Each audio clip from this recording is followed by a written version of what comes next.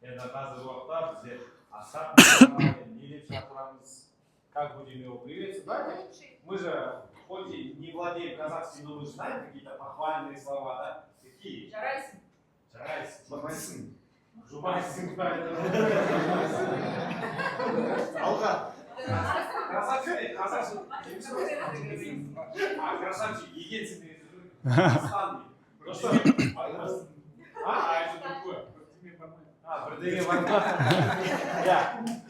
В общем, все слова, которые вы знаете, похвальны, да, естественно. Сейчас будем вот с этими словами приветствовать нашего первого отборочного казахскоязычного спикера. Я Дугал Жапаловпен Асхат Дальше. Кеш жарық. Бүгін мен дайынсыздық келдім, дайындалмадым. Қайтем дайындалам деп ойладым, бәрібір сөзімді ұмытып қалам. Әділдік қайда? Ильяс, Алишер неге керемет сөйлейді, ал мен ондай емеспін. Дәл осылай адамдар өзін өзгемен салыстырып, артқа шегініп жатады. Қазір интернет дамыған кезде біз әдемі көріністерді көреміз. Біреулер өзінің жетістіктерін көрсетіп жатады, біреулер қымбат алған заттарын көрсетеді, біреулер өзінің табысты бизнестарын көрсетіп жатады. Біз сондай әдемі көріністі көреміз де, бірақ оның артында жатқан еңбекті көрмейміз. Негізі өзін өзгемен салыстыру ол табиғи нәрсе, ол қорқыныш сияқты.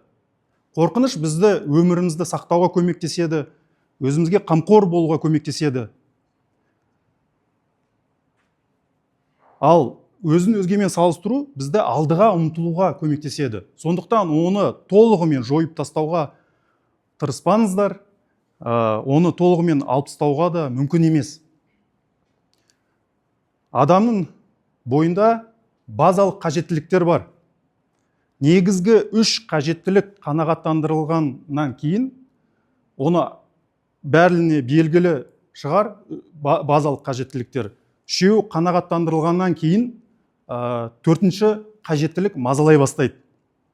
Ол өзін маңызды сезіну.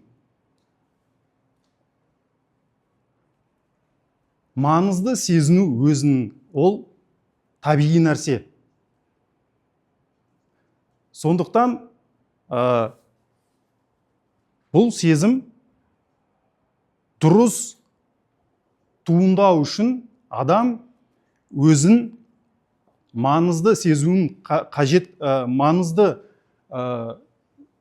сезіну қажеттілігін қанағаттандырылғаннан кейін